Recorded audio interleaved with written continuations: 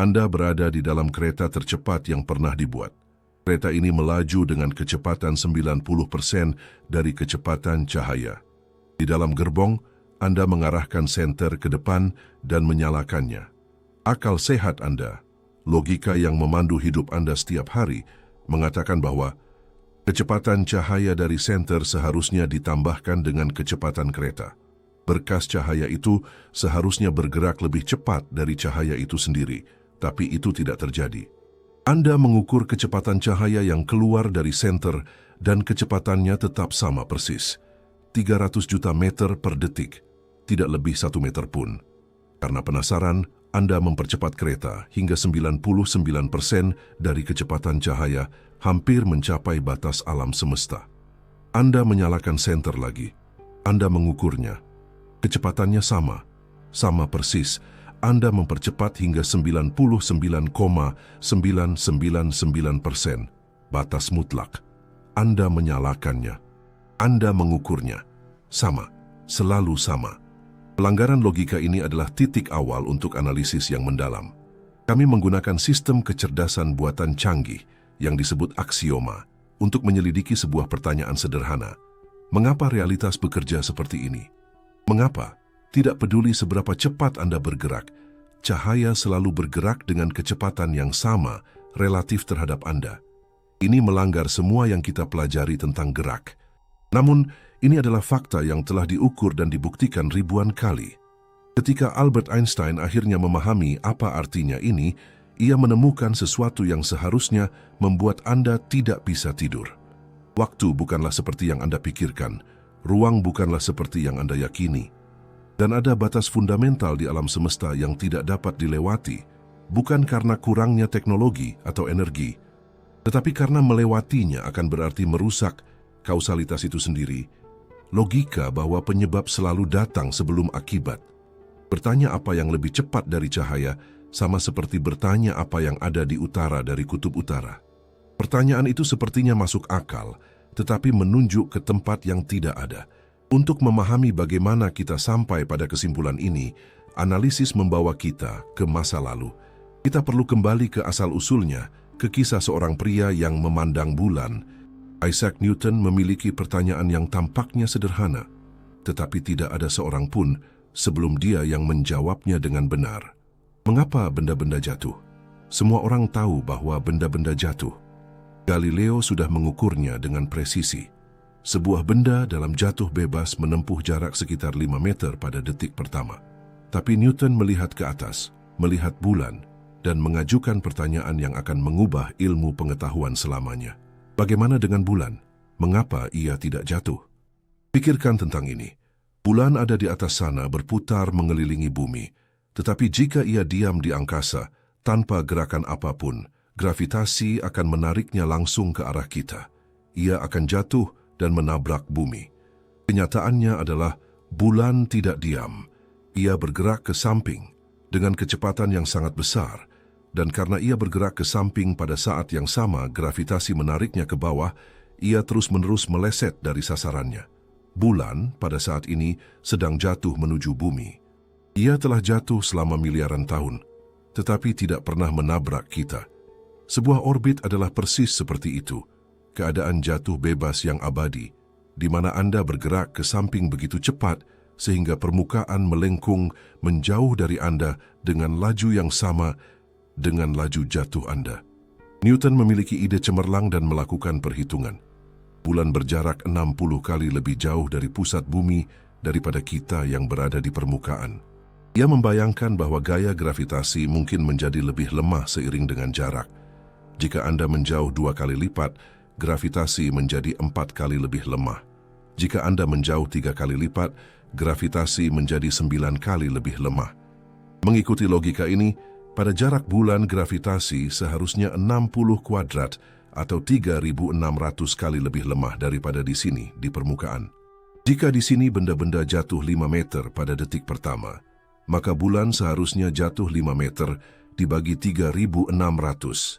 Itu sekitar 1,5 milimeter. Lalu Newton menghitung seberapa jauh bulan benar-benar jatuh dalam orbitnya setiap detik menggunakan data nyata dari kecepatan dan jaraknya. Dan hasilnya, cocok, sempurna. Kekuatan yang sama yang membuat apel jatuh dari pohon adalah yang menahan bulan tetap terikat pada bumi. Pada saat itu, langit dan bumi disatukan oleh satu persamaan tunggal. Untuk pertama kalinya, seseorang membuktikan bahwa hukum yang mengatur dunia kita sehari-hari adalah sama dengan yang mengatur kosmos. Satu ide ini membuka pintu alam semesta. Tiba-tiba, semuanya mulai masuk akal. Mengapa planet-planet bergerak dalam bentuk elips seperti yang diamati oleh Johannes Kepler? Karena gravitasi Newton. Mengapa ada dua pasang surut setiap hari?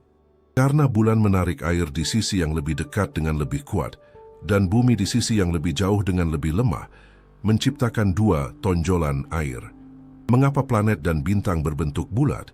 Karena gravitasi menarik semua materinya ke pusat. Tetapi setiap teori besar harus melewati ujian yang paling berat, waktu.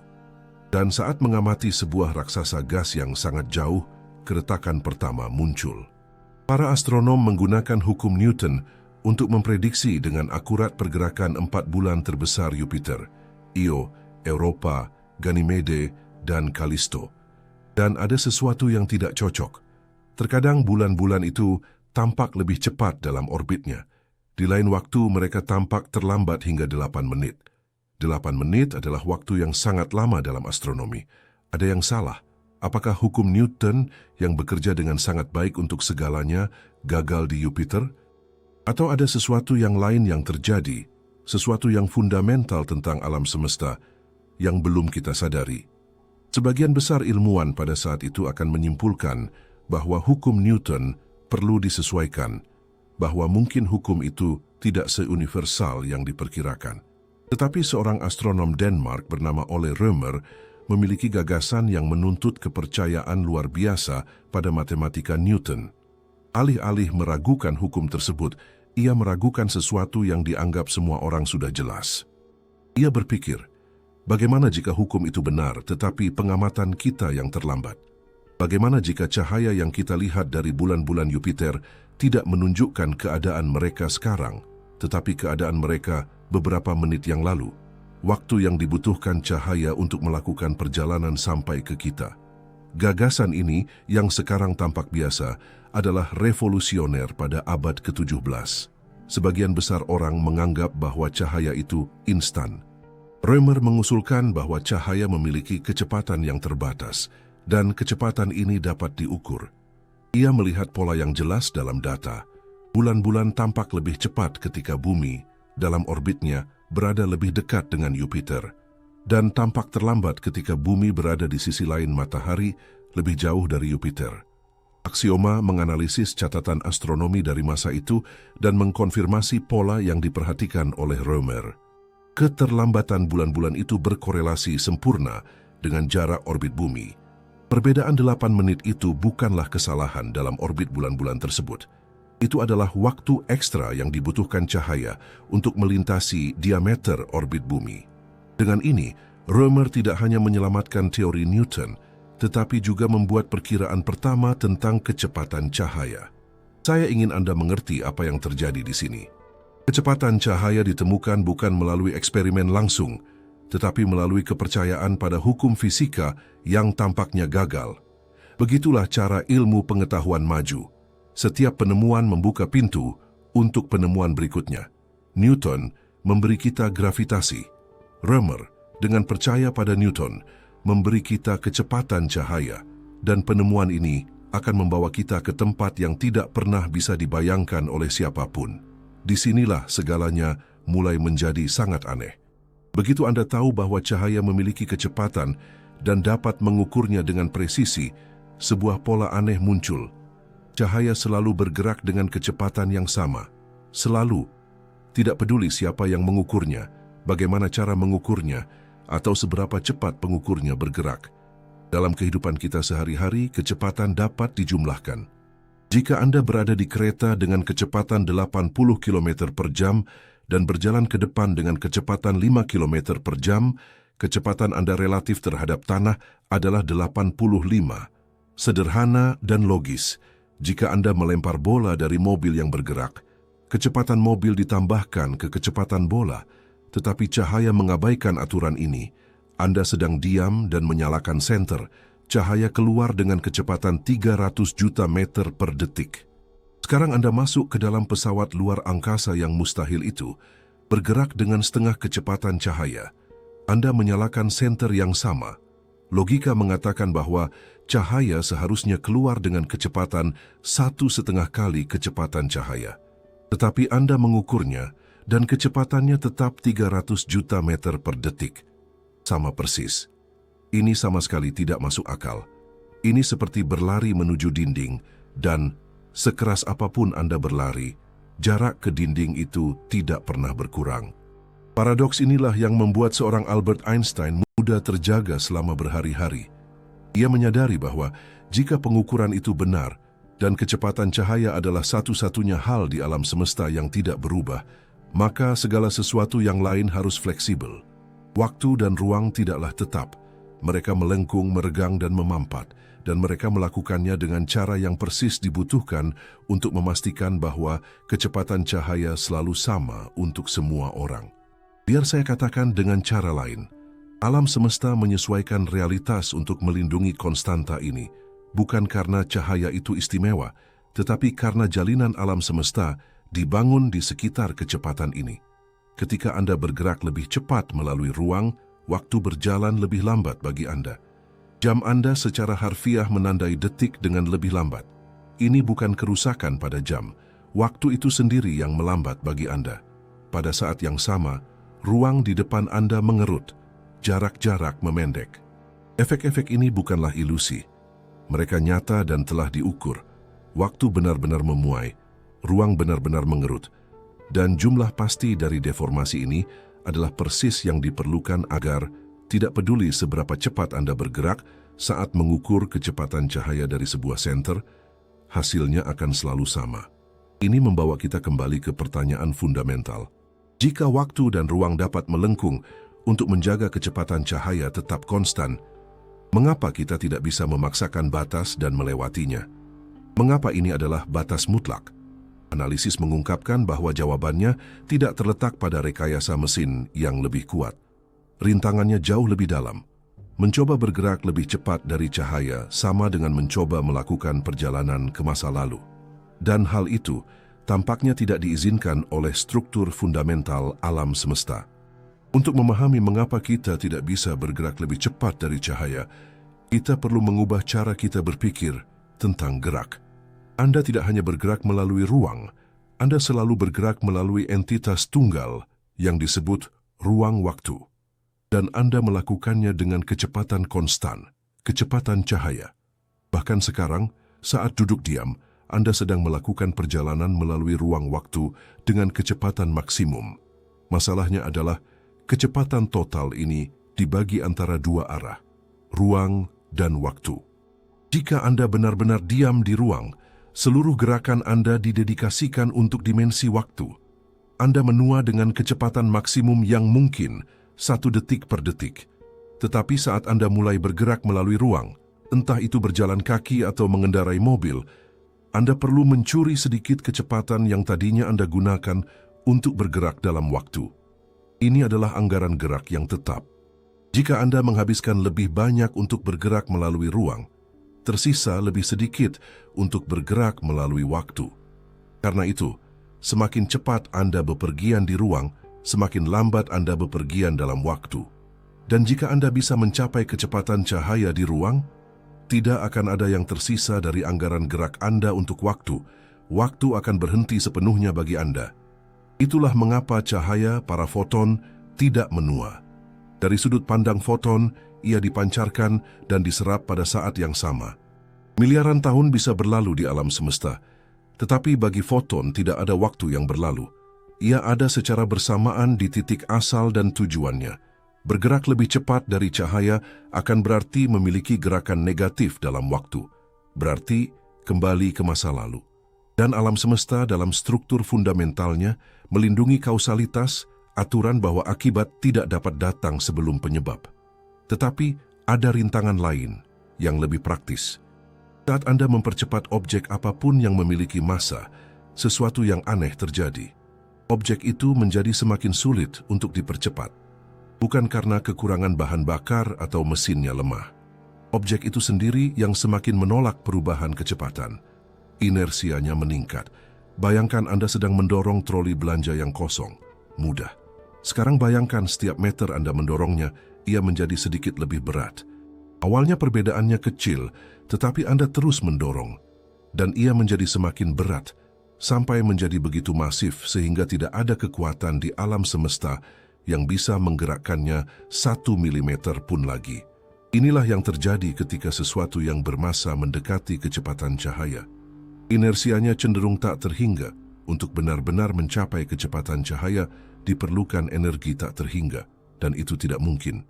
Oleh karena itu, tidak ada yang bermassa, baik Anda, pesawat luar angkasa maupun satu atom pun, yang dapat mencapai kecepatan ini. Ini bukan aturan yang dibuat-buat. Ini adalah konsekuensi dari struktur ruang waktu itu sendiri. Semua ini mungkin terdengar seperti teori abstrak, tetapi ini adalah realitas yang diukur dan diterapkan setiap hari. Kecerdasan buatan telah memeriksa silang data dari teknologi yang kita gunakan bahkan tanpa menyadarinya. Satelit sistem penentuan posisi global misalnya, perlu terus-menerus mengoreksi pemuaian waktu. Mereka bergerak sangat cepat di orbit, sehingga waktu bagi mereka berjalan sedikit lebih lambat daripada bagi kita di permukaan. Jika para insinyur tidak melakukan penyesuaian ini berdasarkan relativitas Einstein, satelit akan salah menentukan lokasinya sejauh beberapa kilometer dalam satu hari. Setiap kali Anda menggunakan peta di ponsel Anda mempercayai bahwa teori Einstein benar. Dan ada bukti yang lebih mengesankan lagi. Ketika sinar kosmik menghantam atmosfer bagian atas, mereka menciptakan partikel tidak stabil yang disebut muon. Muon-muon ini memiliki masa hidup yang sangat singkat, hanya beberapa sepersejuta detik. Bahkan dengan bergerak hampir secepat cahaya, mereka seharusnya tidak punya cukup waktu untuk melintasi atmosfer dan mencapai tanah sebelum meluruh. Mereka seharusnya menghilang jauh sebelumnya. Tetapi kita mendeteksinya di sini, di permukaan. Ribuan di antaranya melintasi tubuh Anda setiap menit. Mereka berhasil melakukan perjalanan yang mustahil ini karena dengan bergerak begitu cepat, waktu bagi mereka memuai. Dari sudut pandang kita, masa hidup mereka diperpanjang. Dari perspektif mereka, jarak yang harus ditempuh telah dipersingkat. Apapun caranya mereka sampai. Setiap muon yang mencapai tanah adalah bukti hidup bahwa waktu tidak absolut. Jika waktu bisa meregang untuk partikel subatom, apa yang terjadi ketika kita menerapkan logika yang sama pada sesuatu yang lebih akrab seperti kehidupan manusia? Jawabannya membawa kita ke salah satu eksperimen pikiran paling terkenal dan mengganggu dalam fisika. Gagasan bahwa waktu berjalan secara berbeda untuk orang yang berbeda bukanlah metafora. Ini adalah fisika literal dan telah dibuktikan dalam sebuah eksperimen nyata. Pada tahun 1971, dua fisikawan bernama Havele dan Keating mengambil 4 jam atom yang paling akurat yang ada dan menempatkannya di pesawat komersial. Mereka melakukan 2 putaran mengelilingi dunia. Sekali ke timur searah dengan rotasi bumi dan sekali lagi ke barat berlawanan dengan rotasi. Sementara itu, jam-jam identik tetap diam di sebuah observatorium. Ketika pesawat mendarat, mereka membandingkan jam-jam tersebut. Dan hasilnya persis seperti yang diprediksi oleh relativitas Einstein. Jam-jam yang terbang ke timur menjadi lebih lambat dibandingkan dengan jam-jam di darat. Yang terbang ke barat menjadi lebih cepat. Perbedaannya sangat kecil, sepermiliar detik. Tapi itu nyata dan terukur. Jam-jam itu tidak rusak. Waktu yang sebenarnya, bukan pengukuran waktu, telah berjalan dengan kecepatan yang berbeda bagi mereka. Pilot pesawat, dalam arti yang sangat harfiah, menua sedikit lebih lambat daripada orang-orang di darat. Biologinya sedikit lebih lambat. Jantungnya berdetak lebih sedikit. Sekarang, mari kita tingkatkan skalanya. Ganti pesawat dengan pesawat luar angkasa yang melaju dengan kecepatan 90% dari kecepatan cahaya. Tiba-tiba, sepermiliar detik berubah menjadi tahun, dekade. Ini membawa kita ke paradoks kembar yang terkenal. Bayangkan 2 saudara kembar identik. Salah satunya yang akan kita sebut sang pengelana masuk ke pesawat luar angkasa dan melakukan perjalanan ke bintang terdekat dengan kecepatan sangat tinggi, lalu kembali. Yang lainnya, sang penghuni bumi tetap di bumi menunggu. Ketika pesawat sang pengelana mendarat, apa yang terjadi? Menurut relativitas, sang pengelana secara signifikan lebih muda. Jika bagi sang penghuni bumi telah berlalu 20 tahun, bagi sang pengelana mungkin hanya berlalu 5 tahun. Ia pulang ke rumah dan menemukan saudaranya berambut putih, sementara ia sendiri masih muda. Ini tampaknya melanggar logika. Banyak orang berpendapat bahwa dari sudut pandang sang pengelana, bumilah yang menjauh dengan kecepatan tinggi. Jadi, bukankah seharusnya sang penghuni bumi yang lebih muda? Bukankah relativitas seharusnya simetris? Kecerdasan buatan menganalisis vektor gerak seluruh sistem dan jawabannya ada dalam satu kata, percepatan. Sang penghuni bumi tetap dalam keadaan gerak konstan, tanpa percepatan. Sang pengelana di sisi lain harus berakselerasi untuk berangkat, mengerem untuk tiba di bintang, berbalik, berakselerasi lagi untuk kembali, dan mengerem untuk mendarat. Ia merasakan gaya percepatan. Pelanggaran simetri inilah yang menentukan siapa yang menua lebih sedikit. Kembaran yang mengalami percepatan adalah yang mengalami lebih sedikit waktu. Tidak ada keraguan bahwa ini akan terjadi. Ini adalah fisika yang terbukti. Dan penemuan ini memiliki konsekuensi yang secara fundamental mengubah persepsi kita tentang realitas. Jika waktu bersifat relatif, jika dapat berjalan dengan kecepatan berbeda untuk pengamat yang berbeda, maka gagasan tentang sekarang yang universal tidak lagi masuk akal. Pikirkan ini dengan saksama. Jika Anda di bumi dan saya di pesawat luar angkasa yang cepat, jam kita menandai waktu secara berbeda. Ini menyiratkan bahwa tidak ada momen yang merupakan masa kini bagi kita berdua pada saat yang sama. Sekarang Anda dan sekarang saya berbeda. Jika kita cukup jauh dan bergerak dengan cara yang berbeda, apa yang saya alami sebagai masa kini, saya bisa jadi adalah sesuatu yang bagi Anda sudah menjadi masa lalu, atau sesuatu yang masih menjadi masa depan.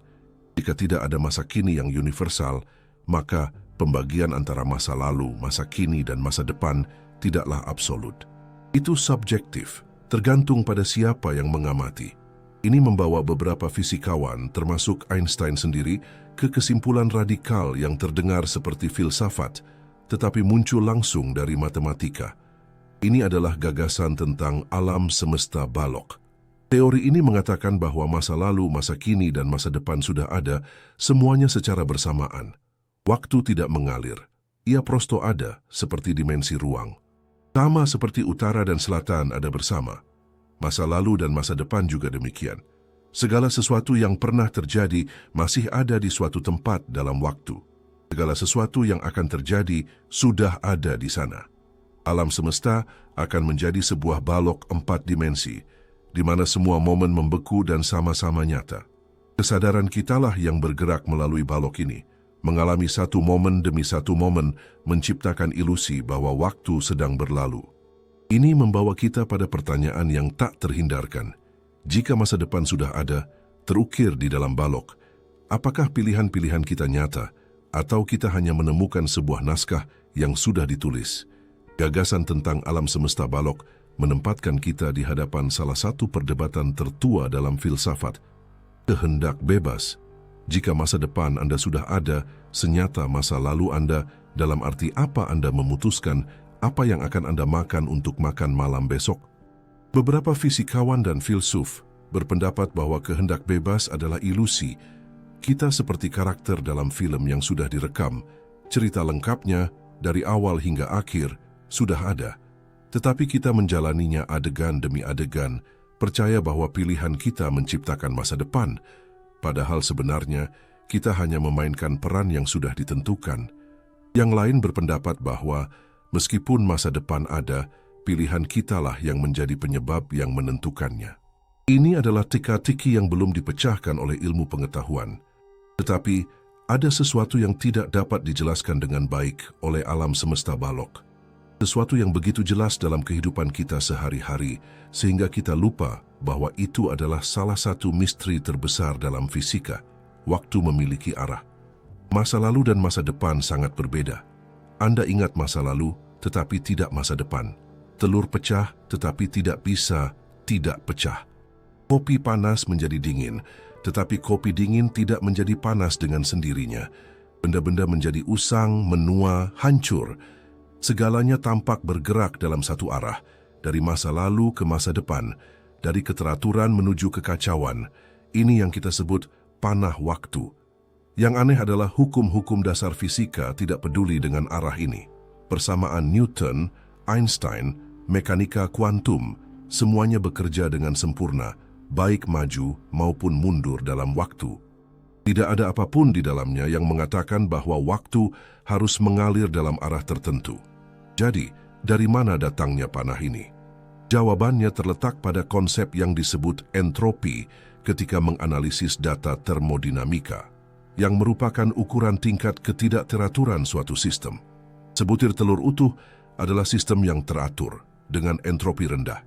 Sebutir telur yang pecah di lantai adalah sistem yang tidak teratur, dengan entropi tinggi.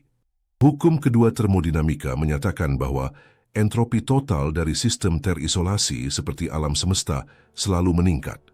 Benda-benda secara alami bergerak dari keteraturan menuju ketidakteraturan hanya karena ada lebih banyak cara untuk menjadi tidak teratur daripada menjadi teratur.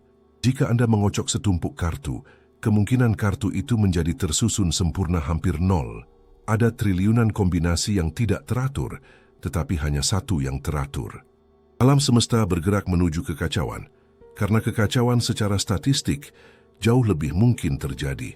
Misteri yang sebenarnya bukanlah mengapa entropi meningkat, tetapi mengapa ia begitu rendah di masa lalu. Mengapa alam semesta dimulai dalam keadaan yang sangat teratur? Big Bang adalah peristiwa dengan entropi yang sangat rendah.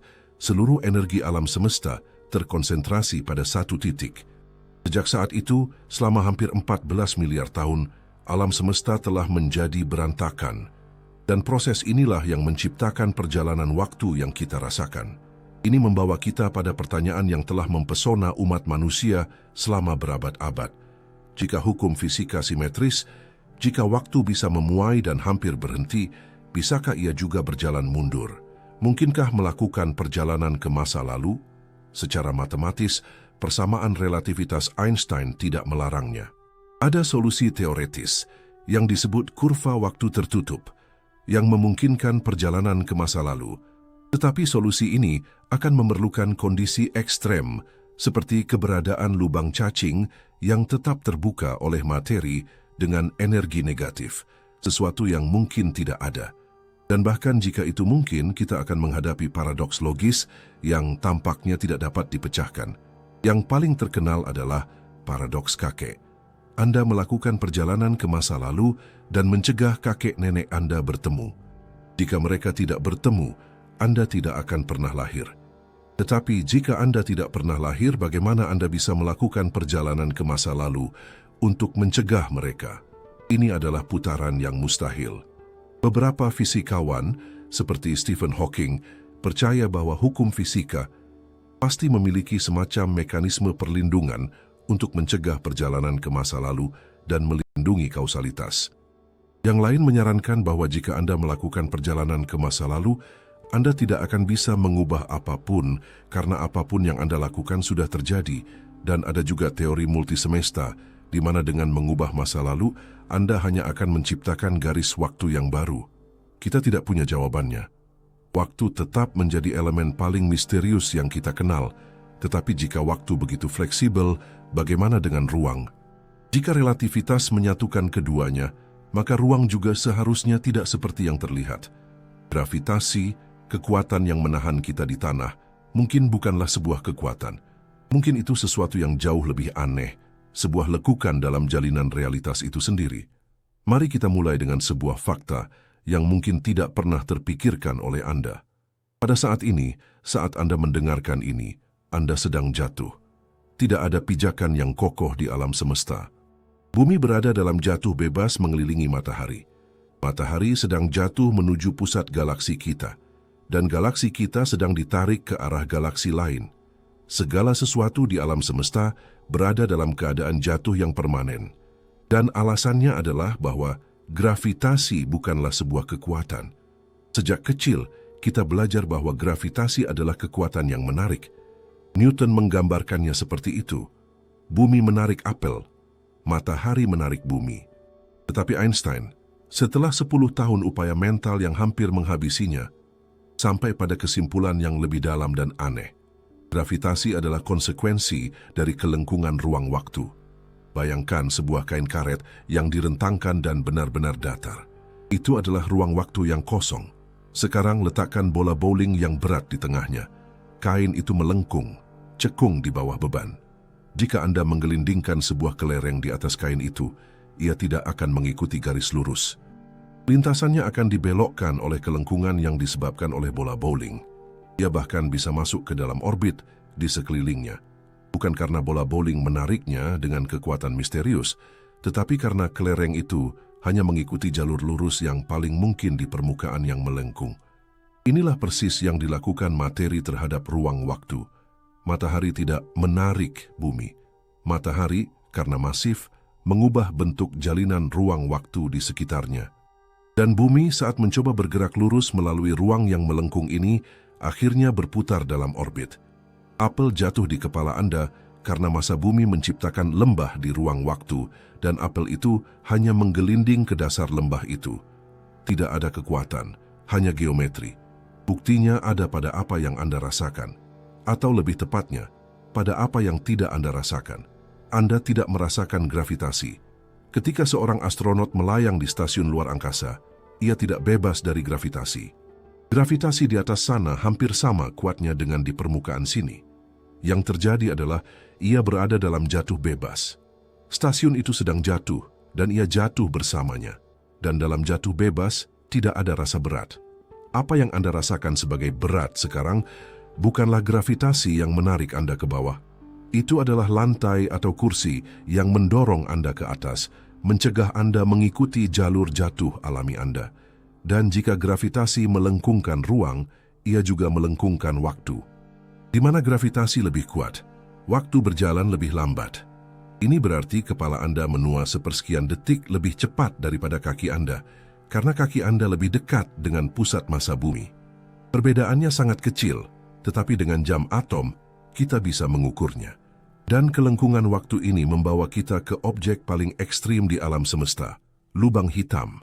Lubang hitam adalah sisa-sisa ketika sebuah bintang yang sangat masif mati dan runtuh di bawah beratnya sendiri. Materi dihancurkan menjadi titik yang begitu padat, sehingga kelengkungan ruang waktu menjadi tak terhingga. Tidak ada, bahkan cahaya pun, yang bisa lolos dari tarikannya. Itulah mengapa mereka hitam. Dan saat Anda mendekatinya, waktu berperilaku dengan cara yang tak terbayangkan. Jika Anda bisa berada dengan aman di dekat tepi lubang hitam, yang disebut cakrawala peristiwa, dan melihat ke seluruh alam semesta, Anda akan melihat masa depan terungkap dengan kecepatan tinggi. Anda akan melihat bintang-bintang lahir dan mati, galaksi-galaksi bertabrakan. Miliaran tahun akan berlalu di luar sana, sementara bagi Anda hanya berlalu beberapa menit. Sebaliknya, seseorang yang mengamati Anda dari jauh akan melihat citra Anda menjadi semakin lambat, semakin kemerahan, hingga membeku selamanya di tepi jurang. Di cakrawala peristiwa, dari sudut pandang eksternal, waktu berhenti. Dan jika Anda melintasi batas itu, bagi Anda waktu akan terus berjalan normal saat Anda jatuh menuju pusat ke titik kepadatan tak terhingga yang kita sebut singularitas. Apa yang ada di sana? Kita tidak tahu. Itu adalah titik di mana persamaan Einstein hancur. Kesimpulan dari model-model teoretis sama. Hukum fisika seperti yang kita kenal tidak lagi masuk akal. Singularitas adalah ujung dari perjalanan pengetahuan kita. Itu adalah tepi peta alam semesta. Kita telah melakukan perjalanan yang panjang. Dari Newton yang bertanya-tanya mengapa bulan tidak jatuh, hingga sebuah titik di alam semesta di mana waktu itu sendiri berhenti ada. Dari hukum yang mengatur kehidupan kita sehari-hari, hingga keruntuhan total dari hukum-hukum yang sama itu. Apa hubungannya perjalanan kosmik ini dari yang akrab hingga yang tak terbayangkan dengan Anda? Apa yang bisa debu dari bintang-bintang mati dan jurang lubang hitam katakan kepada kita tentang makna keberadaan kita di sini dan sekarang? Jawaban atas pertanyaan itu tidak terletak di masa depan yang jauh, tetapi dalam sebuah perjalanan, selama hampir 14 miliar tahun yang membawa kita ke sini. Alam semesta dimulai dari ketiadaan dalam sebuah ledakan energi. Partikel-partikel pertama terbentuk. Ratusan ribu tahun kemudian atom-atom pertama. Dan kemudian bintang-bintang pertama menyala, menerangi kegelapan. Mereka hidup selama jutaan tahun, mengubah hidrogen menjadi elemen-elemen yang lebih berat di dalam intinya. Ketika mereka mati, mereka meledak, menyebarkan elemen-elemen ini ke seluruh kosmos. Bintang-bintang dan planet-planet baru terbentuk dari puing-puing ini. Dan di salah satu planet ini, sekitar 4 miliar tahun yang lalu, sesuatu yang masih belum kita pahami sepenuhnya terjadi. Kehidupan muncul. Sebuah rantai evolusi yang tak terputus, melewati kepunahan dan ledakan keanekaragaman yang akhirnya mengarah pada seekor hewan yang mampu memandang ke langit dan mengajukan pertanyaan, Anda. Ini bukan cerita puitis. Ini adalah biografi Anda. Atom-atom di tubuh Anda ditempa di jantung bintang-bintang yang telah lama mati. Besi di dalam darah Anda yang membuatnya merah, diciptakan dalam penderitaan bintang masif. Kalsium di tulang Anda, oksigen yang Anda hirup. Anda adalah debu bintang, secara harfiah. Dan bukan hanya itu. Anda adalah debu bintang yang menjadi sadar. Anda adalah alam semesta yang mengamati dirinya sendiri. Materi yang muncul dalam Big Bang berevolusi hingga ke titik di mana ia dapat mempertanyakan asal-usulnya sendiri. Dan sekarang, pikirkan semua yang telah kita temukan. Waktu meregang, ruang melengkung. Realitas jauh lebih aneh dan menakjubkan daripada yang disarankan oleh intuisi kita. Dan kita, kumpulan atom di planet kecil ini, mampu memahami hal ini. Luasnya alam semesta tidak membuat kita tidak berarti. Itu membuat kita ajaib. Dari semua materi tak bernyawa, dari semua kehampaan yang sunyi, sebagian kecil telah mengatur dirinya sedemikian rupa sehingga dapat merasakan keheranan, dapat mencintai, dapat menciptakan. Alam semesta tidak perlu menciptakan kesadaran, tetapi ia menciptakannya, dan Anda adalah buktinya. Ini membawa kita kembali ke awal, ke batas kecepatan cahaya. Kita melihat rintangan ini sebagai penjara, batas yang membuat frustrasi. Tapi sekarang, kita bisa melihatnya dengan cara lain. Aksioma telah memeriksa struktur kausalitas, dan kesimpulannya jelas. Batas kecepatan cahaya bukanlah batasan, ini adalah jaminan. Inilah yang melindungi aliran waktu, yang mencegah akibat datang sebelum penyebab. Inilah yang menciptakan dan melindungi keberadaan sekarang. Alam semesta dengan hukum fundamental ini memberitahu kita sesuatu yang sangat sederhana. Anda tidak bisa lari dari saat ini. Tidak ada jalan pintas ke masa depan atau kembali ke masa lalu. Anda harus menjalani pengalaman itu, momen demi momen. Dan mungkin itu bukanlah kutukan, melainkan hadiah terbesar dari semuanya. Karena jika Anda bisa melompat ke masa depan, jika Anda bisa lari dari masa kini, Anda akan kehilangan satu-satunya hal yang nyata. Anda akan kehilangan pengalaman menjadi hidup. Jika teori alam semesta balok benar, hidup Anda adalah bentuk yang unik dan abadi dalam jalinan ruang waktu. Sebuah patung 4 dimensi. Setiap momen yang Anda jalani masih ada. Setiap kegembiraan, setiap rasa sakit, setiap orang yang Anda cintai. Itu bukan hanya kenangan. Itu adalah tempat-tempat dalam waktu yang membentuk kisah Anda. Sebuah kisah yang tidak dimiliki oleh orang lain. Apa yang Anda lakukan dengan sekarang Anda itu penting. Setiap pilihan, setiap tindakan kebaikan, setiap kali Anda memilih hubungan daripada keterasingan, Anda sedang memahat bentuk permanen ini. Anda tidak perlu menemukan hukum alam semesta untuk meninggalkan jejak Anda. Anda hanya perlu hidup dengan baik, mencintai dengan baik, hadir sepenuhnya. Pada akhirnya, kecepatan cahaya bukanlah batas seberapa cepat kita bisa pergi. Ini adalah pengingat bahwa sekarang adalah segalanya yang ada. Satu-satunya tempat di mana kehidupan terjadi. Satu-satunya waktu yang kita miliki untuk merasa, untuk belajar, untuk memperbaiki, untuk mencintai.